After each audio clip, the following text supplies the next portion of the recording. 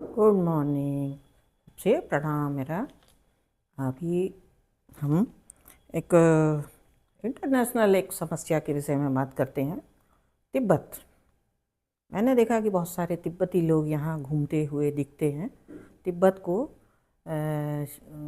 China ने अपने उसमें 1949 में कब्जा किया हुआ है, जब भारत आज़ाद हुआ था उसी समय। और 40-50 में उनका वो बना है, उन्हें कॉन्स्टिट्यूशन बना और उससे उसको एक ऑटोनोमस बॉडी के रूप में ले लिया है। उसका वो नाम बोलते हैं झांग। अरुणाचल का को साउथ तिब्बत बोलते हैं और उसका नाम है झांग झांगमान। और शीजांग तिब्बत को बोलते हैं, अरुणाचल को झांगमांग बोलते हैं। तो ये उनका कहना है कि तिब्बत चूँकि अरुणाचल चूँकि तिब्बत का पार्ट है, साउथ तिब्बत मानते हैं वो उसको, तो इंडिया से हमेशा उनका प्रॉब्लम उनको रहती है और ऑब्जेक्ट करते हैं। और इसी का कारण है, आपने देखा होगा गलवान जो हुआ था और डोकलाम इसके पहले हुआ था जो सिक्किम के वहाँ, उस पर भी कब्जा करते हैं। धीरे धीरे उनकी नज़र भूटान पे भी है, तो भूटान खुद ही डरा हुआ है, इंडिया से हेल्प मांगता है, क्योंकि भूटान से हमारी ट्रीटी है उनके विषय में। वो एक बफर जोन की तरह तिब्बत और वो हमारे हिमालय में एक बफर जोन की तरह काम करते हैं। तो इस तरह से उनका अपना शासन चलाने के लिए वो उनको मानव अधिकारों का उल्लंघन करते हैं। और बुद्धिस्ट फेडरेशन है जो उनका है, उसको भी नहीं मानते हैं और उनके ह्यूमन राइट का वायलेशन करते हैं। उनके जो भिक्षुक और भिक्षुणी जो कहते हैं उनको मठ के अंदर बंद कर देते हैं। उनको अपना जो जुनिपर एक होता है, उनकी शायद पूजा की कोई पद्धति है, वो उसमें जो जलाते हैं, पूजा करते होंगे हवन टाइप जो, तो वो भी नहीं करने देते हैं कि धुआं होगा इस नाम पे, उनको वो बैन लगाते हैं। चीनी ऐप पे बैन लगा, वो तिब्बत में इंडिया के या दूसरे ऐप नहीं चलने देते हैं, सिर्फ चीनी ऐप में आप बात करेंगे। वहाँ से कोई बाहर कोई भी कंट्री में तिब्बती होगा तो वो बात नहीं कर सकता है, ना वहाँ जा सकता है। टॉर्चर भी करते हैं।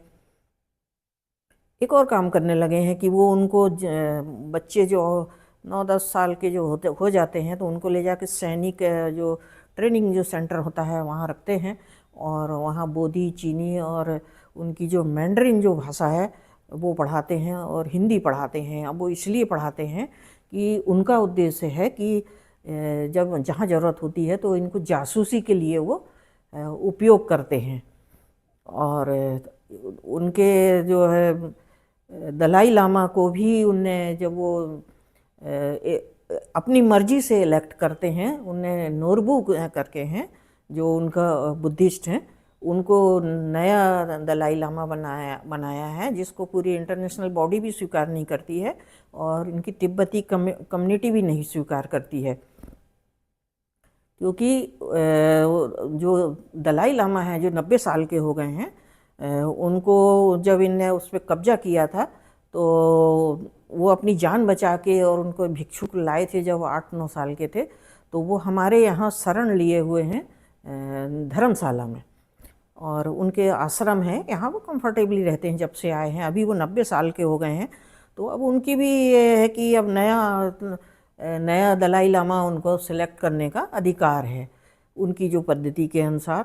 और चूंकि इंडिया ने उनको शरण दिया हुआ है, तो आपने देखा होगा 62 का जो वार हुआ था उसका मेन कारण ये भी था। और डोकलाम का भी जो वार हुआ था, जो सिक्किम के वहाँ अंदर आ रहे थे, वो भी एक कारण था।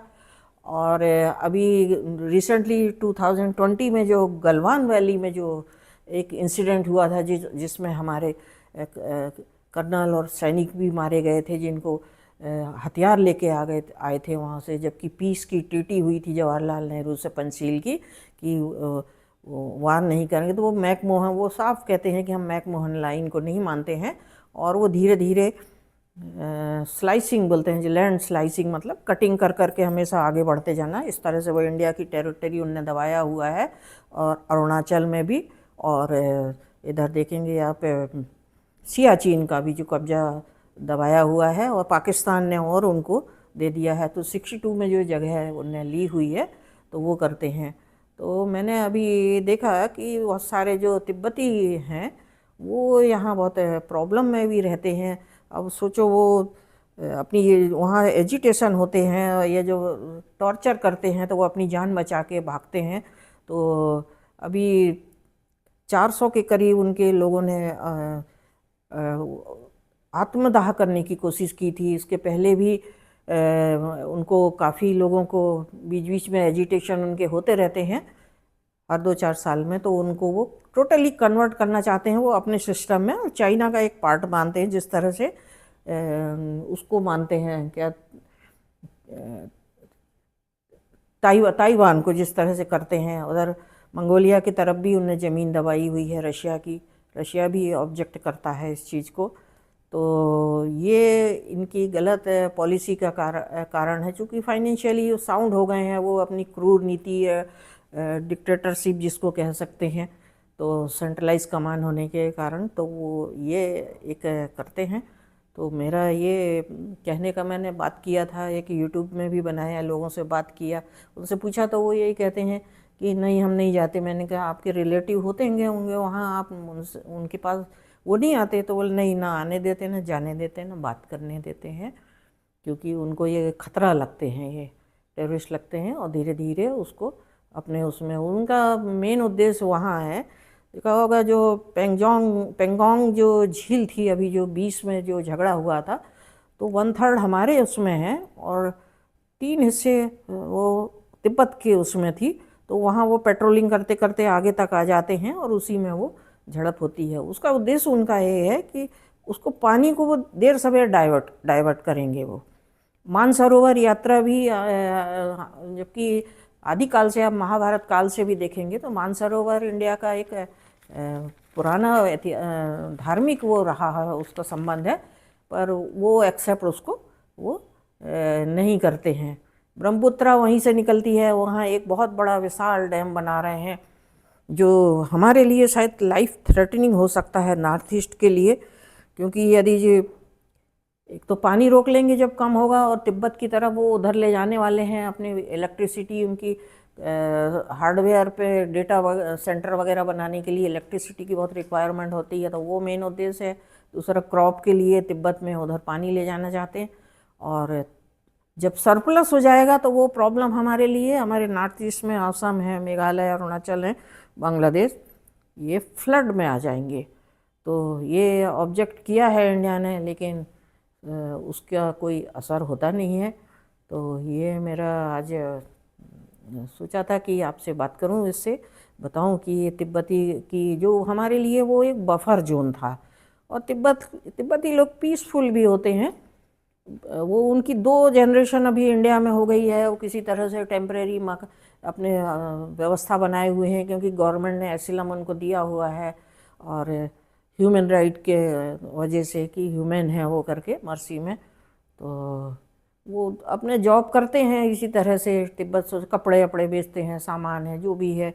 अब तो काफ़ी कुछ, उनके बच्चे ही इतने बड़े बड़े हो गए हैं 40-50 साल में, तो उनको दुख होता है कि हमारा जो अधिकार मिलना चाहिए। तो मैंने एक वीडियो बनाया है, आप देखें उसमें कि तिब्बत की समस्या कैसे हल होगी। तो उसमें आप अपना ओपिनियन रखना कर्तव्य है, उनका भी ह्यूमन राइट है। और इस तरह की छोटी छोटे यदि कंट्री को कोई दूसरा पावरफुल कंट्री दबाती है, तो धीरे धीरे तो ज्योग्राफी चेंज हो जाएगी, और एक निरंकुश व्यवस्था बन जाएगी। तो ये नहीं होना चाहिए। ये मैं इसके लिए मैं आपसे सहयोग मांगती हूँ, आपके विचार रखती हूँ। आप लोग भी सोचें, बात करें, उनके विषय में समझें यदि हैं तो। ह्यूमन बीइंग के नाते हमारा कर्तव्य होता है। जय हिंद।